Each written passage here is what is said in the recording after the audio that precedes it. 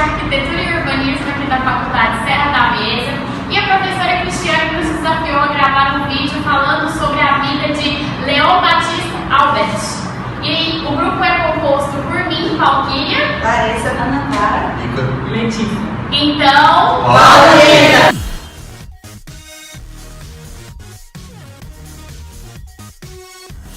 Tudo bem? Como já foi dito no início do vídeo, nosso tema foi Leon Batista Albert. Nosso vídeo vai ser um pouco mais informal, uma conversinha rápida. Vamos explanar um pouco sobre a vida dele, suas obras. Vou dar o início, uma introdução, falando quem foi Batista Albert. Bom, Leon Batista Albert foi um filósofo, arquiteto e urbanista, humanista italiano. Ele foi pintor, escultor, músico, pertencente a uma família de mercadores. Ele cursou a Direito na Universidade de Bolonha. Só que sua carreira nessa área jurídica foi interrompida devido a uma doença que ele adquiriu, que fez com que ele perdesse parte da sua memória. Então ele tomou gosto pela arte, pela ciência, e uma frase bem marcante que ele disse, que marcou ele mesmo, foi a frase que dizia assim: uma obra está completa quando nada mais pode ser acrescentado, retirado ou alterado, ao não ser para pior. Sabe-se que ele viveu em Roma entre 1432 a 1434, e mais tarde ele foi para Florença, Bolonha, Mantua, Ferrara, onde ele trabalhou como arquiteto.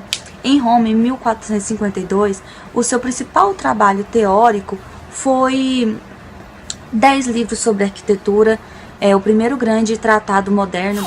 Seu primeiro trabalho na comissão arquitetônica aconteceu em 1446, na fachada do Palácio de Rucellai. Ele fez parcerias com Sigismundo Malatesta para transformar a Catedral Gótica em Rimini em uma capela bem memorial do chamado Templo Malatestiano. Mais tarde ele fez projetos de igrejas. Uma foi a São Sebastião, que não chegou a ser executada. Outra foi a Basílica de Santo André, que foi executada 1 ano antes de sua morte. Bom, Vasari que o descreveu como um cidadão admirável, cultural, amigo dos homens talentosos, aberto e cortês com todos, sempre cavalheiro. Ele veio a falecer em 25 de abril de 1472, com 68 anos. Então já temos uma introdução sobre ele, que ele foi uma pessoa muito querida, uma pessoa admirável, e que teve bastantes projetos significativos. Agora em seguida a gente vai explanar um pouco sobre algumas de suas obras, e até a próxima.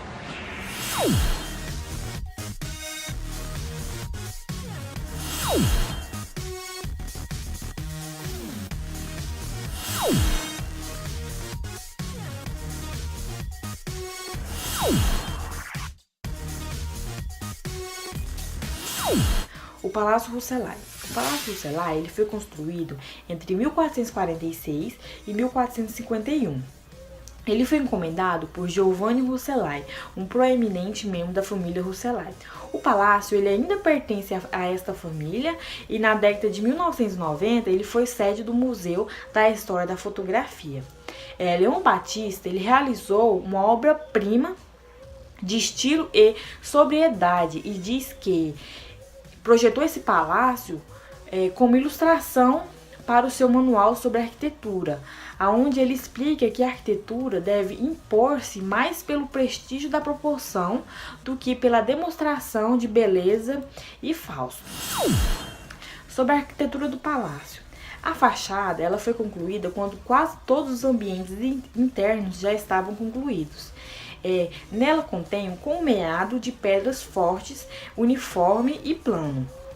No andar térreo, lesenas de ordens toscanas dividem a superfície em espaços onde se abrem 2 portais. Na origem era só um, mas foi duplicado quando o palácio e a fachada foram redobrados.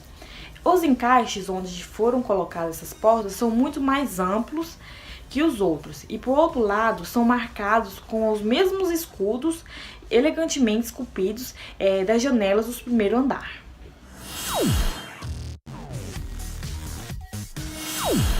No primeiro andar, lesenas do tipo coríntio, de forma pouco rica, e no último andar, lesenas do mesmo tipo, mais simples e precisa, alternando com janelas modeladas com arcos de volta completa e colunas bíforas.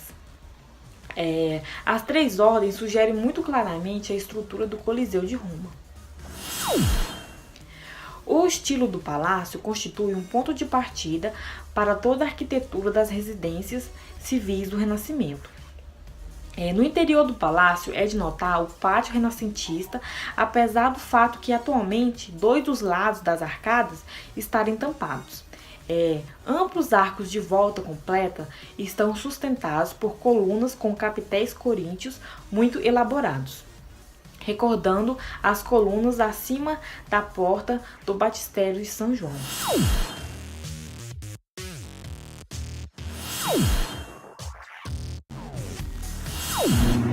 Basílica de São Andrés, uma igreja católica do estilo renascentista erguida em Mantuan, na Lombardia.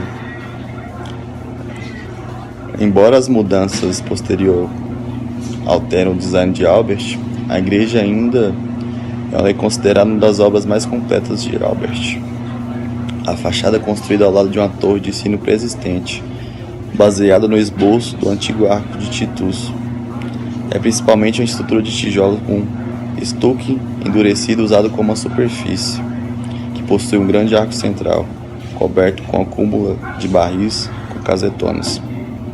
Um aspecto inovador do design foi a integração de uma ordem interior composta pelas colunas coríntias entriadas, com uma ordem colossal, composta pelas pilhas mais altas e não caneladas. Todo o conjunto foi coroado por um frontaion acima de uma estrutura abobada, cujo propósito não é conhecido exatamente, mas presumem para escurecer a janela aberta na igreja por trás disso. Um aspecto importante do design de Albert foi a correspondência entre a fachada e as elevações interiores, ambas as elaborações do motivo do arco triunfal. A nave interior é coberta com um cofre de barril, um dos primeiros tempos em que o layout foi usado em uma escala tão monumental. Albert tinha planejado mais provável que o cofre fosse feito de caixotões, bem como a abóbada de berço da entrada, mas a falta de fundos significava que o cofre foi construído com uma abóbada de berço simples. Em 1597, os braços laterais foram adicionados, e a cripta terminou. Foi projetada por Filippo Juvara, e as decorações finais do interior adicionadas sob Paolo Pozzo. E a obra teve fim no início do século XVIII.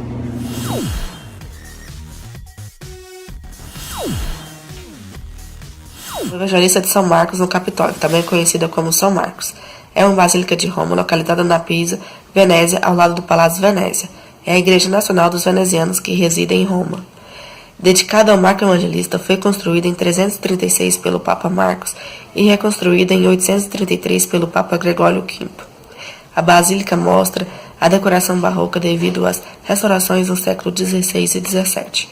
Em 336, o Papa Marcos fez uma igreja dedicada ao Evangelista Sagrado, cujo nome ele foi nomeado, em um lugar chamado Palacinas.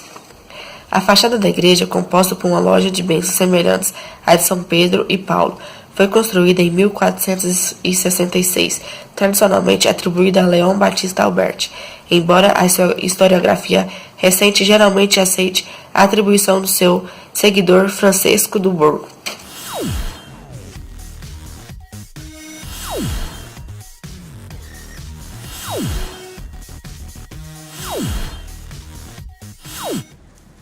E aí, eu vou falar do Templo de Malatesta, ou em italiano, Templo de Malatestiano.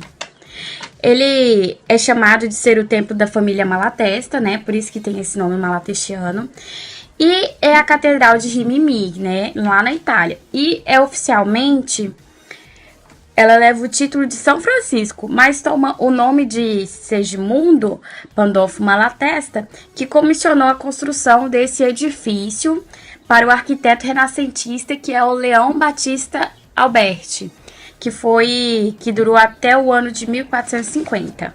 E eu vou falar um pouco da descrição dessa obra, né? Então, o início do trabalho foi entre 1447 e 1449, por aí. Duas novas capelas foram adicionadas à igreja medieval primitiva, no lado sul. E mais tarde, em 1450, Leão, ele concedeu a ideia de renovar completamente a aparência exterior e interior do templo. Então, agora, né, originalmente, a igreja de São Francisco era um templo bem gótico, assim, mais escuro.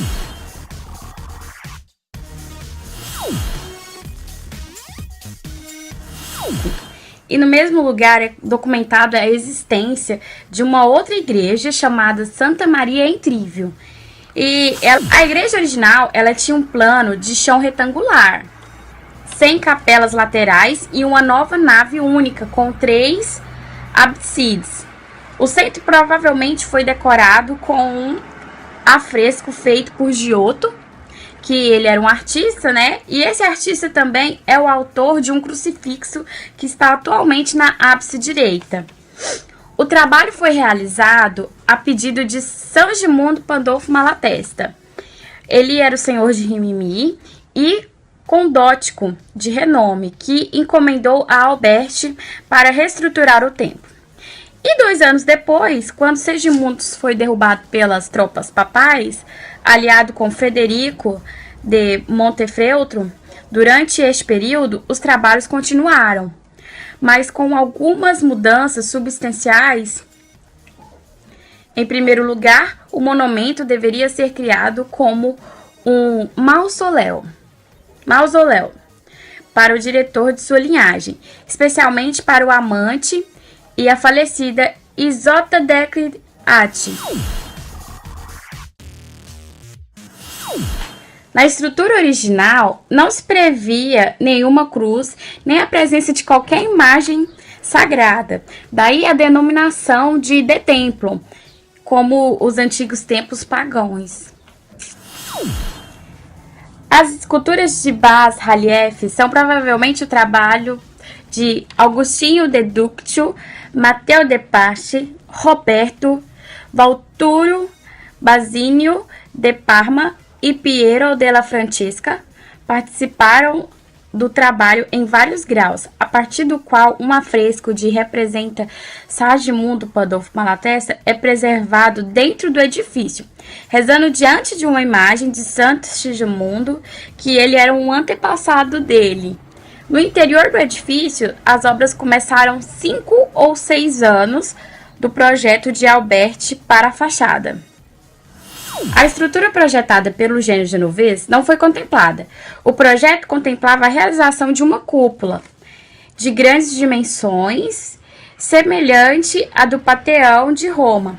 Aparentemente, a intenção era de que se tornou a maior cúpula da Itália, superando a de Santa Maria de Fiore, em Florença. No entanto, nunca foi contemplada devido a problemas econômicos. É isso. Beijos.